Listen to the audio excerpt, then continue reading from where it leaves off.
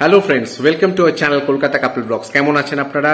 Video শুরু করার আগে আমি সবাইকে জানাচ্ছি wish you a very happy Makar Sankranti.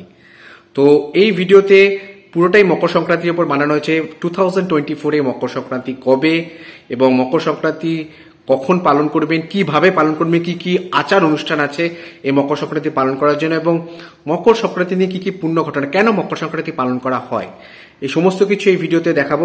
মকর সংক্রান্তির ইতিহাস এবং মকর সংক্রান্তি পালনের যে উপকারিতা এবং এই মকর সংক্রান্তির কি মাহাত্ম্য, সমস্ত কিছু এই ভিডিওতে দেখানো আছে।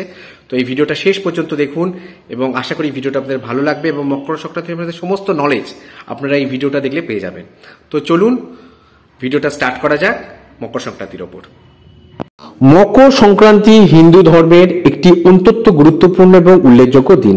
এই দিনটিতে আমরা সূর্যদেবের পুজো করি এবং সূর্যদেবকে নিবেদন করে আমরা আমাদের পূজা নৈবেদ্য সমস্ত কিছু নিবেদন করি। এবং এছাড়া এই দিন আমরা বাড়িতে পিঠে পুলি বানাই এবং অন্যান্য মিষ্টিজাত দ্রব্য বানাই, যাতে দিনটাকে শুভ হিসাবে আমরা তুলে ধরি। এবং এর সাথে আমরা ঘুড়িও ওড়াই, বিভিন্ন রকম মিষ্টি পিঠে পুলি যেমন বাড়িতে তৈরি করি তেমনি ঘুড়ি উড়িয়েও আমরা মকর সংক্রান্তি পালন করি। তো মকর সংক্রান্তি হচ্ছে সূর্যদেব, দ্য সান, এবং জ্যোতিষশাস্ত্র এবং অ্যাস্ট্রোলজির অনুযায়ী ওই দিনটাতে সূর্য নিজ কক্ষপথ বা নিজের অরবিট ছেড়ে মকর রাশিতে প্রবেশ করে। সেই কারণেই এই দিনটাকে বলা হয় মকর সংক্রান্তি। এবং মকর সংক্রান্তিতে আমরা বাড়িতে বিভিন্ন রকম পিঠে পুলি তো অবশ্যই বানাই এবং তার সাথে আরো অনেক মিষ্টি বানাই এবং ঘুড়ি ওড়াই। এবং চলুন এই ভিডিওতে জেনে নিই মকর সংক্রান্তি কবে পড়েছে এবং এর সাথে পশ্চিমবঙ্গের গঙ্গাসাগরে যে কপিলমুনি আশ্রমের যে বিশাল বড় মকর স্নান বা গঙ্গা স্নানের যে একটা, সেটা কোন সময় এক্স্যাক্টলি কোন টাইমে মকর স্নান বা গঙ্গা স্নান করতে হবে। এর সাথে জেনে নেব যে মকর সংক্রান্তি বা পৌষ সংক্রান্তি কেন পালন করব, পালন করলে সূর্যদেব কি কি আশীর্বাদ দেবেন আমাদের জীবনে। তো প্রথমে জেনে নিয়ে চলুন মকর সংক্রান্তি 2024 সময়সূচি।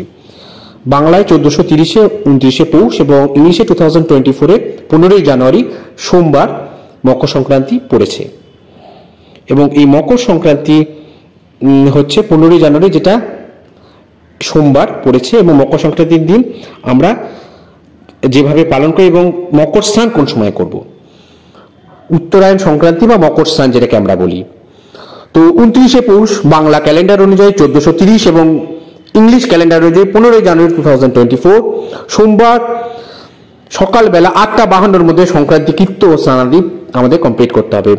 এবং প্রদোষে সন্ধ্যা 5:08 গতে এবং রাত্রি 6:44-এর মধ্যে শ্রী শ্রী সত্যনারায়ণ ব্রত, মকর সংক্রান্তি, পৌষ পার্বণ, গোস্বামীতে দড়ি সংক্রান্তি ব্রত, শ্রী শ্রী গঙ্গা দেবীর আবির্ভাব তিথি ও গঙ্গা পূজা, এবং তারপর কপিলমুনির আশ্রম দর্শন লাভ ও গঙ্গাসাগর মেলা। এভাবে এবছর মকর সংক্রান্তি পালন করা হবে। মকর সংক্রান্তি বা পৌষ সংক্রান্তি কেন পালন করা উচিত, কারণ কি প্রথমেই বলে রাখি, মকর সংক্রান্তি হচ্ছে একটি অত্যন্ত উল্লেখযোগ্য দিন এবং দিনটি যেহেতু শুভ, সেই কারণে আমরা ঘরেতে পিঠে পুলি এবং বিভিন্ন রকম মিষ্টি বানাই, কারণ মিষ্টি একটা খুবই শুভ জিনিস, সেই জিনিসটা বানাই। এবং এর সাথে শুধু পশ্চিমবঙ্গে নয়, ভারতের প্রায় প্রত্যেকটি রাজ্যেই এই মকর সংক্রান্তি পালন করা হয়। আসামে মাঘ বিহু, আমাদের গোয়া, কলকাতা, মহারাষ্ট্রে মকর সংক্রান্তি, এবং সাউথ ইন্ডিয়াতে এটা পোঙ্গল নামে পরিচিত। এই দিন আমরা ভারতবাসীরা এবং ভারতীয় হিন্দুরা সূর্যদেবের উদ্দেশ্যে জল নিবেদন করে আমরা সূর্যদেবের কাছ থেকে প্রার্থনা করি। এই বিশেষ মকর সংক্রান্তির দিনে আপনি সূর্যদেবের কাছে যা চাইবেন আপনি তাই পাবেন। এবং এর সাথে আপনি যদি গঙ্গা নদীতে স্নান করেন তাহলে এটা বিশ্বাস করা হয় যে অতীতে যদি আপনি কোনো পাপ করেও থাকেন সেই পাপ সম্পূর্ণ ধুয়ে শুদ্ধ হয়ে যায়। তো মকর সংক্রান্তি যে দিনটাতে আমি বললাম, সেই দিনটাতে যদি আপনারা চান করেন তাহলে অতীতে যদি আপনাদের কোনো পাপ থাকে তাহলে সেটা সম্পূর্ণ শুদ্ধ হয়ে যাবে। এবং শুধু তাই নয়, এই দিনটাতে মনে করা হয় রাজা দশরথ মা গঙ্গাকে এই পৃথিবীর বুকে এনেছিল এবং সেই দিন দশরথ তার পূর্বপুরুষদের উদ্দেশ্যে তর্পণও নিবেদন করেছিল। তো সেই কারণে হিন্দুরা এই দিন তর্পণ লাভ করে তাদের পূর্বপুরুষদের উদ্দেশ্যে। এছাড়া আমাদের গঙ্গাসাগর, সেখানে 15ই জানুয়ারি বিশাল মেলা বসে এবং কথিত আছে মহাভারতেও এই মকর সংক্রান্তির দিনই ভীষ্ম নিজের ইচ্ছা মৃত্যু গ্রহণ করে ইহলোকের মায়া ত্যাগ করে মোক্ষ লাভ করেছেন। সেই কারণে এই দিনটা একটি অত্যন্ত শুভ দিন এবং আমরা বাঙালিরা এই দিনটা ঘরেতে খুব শুভ মানি এবং সেই কারণে সেই শুভভাবে পালন করার জন্য আমরা সেদিন ঘরেতে বিভিন্ন রকম জিনিস আয়োজন করি।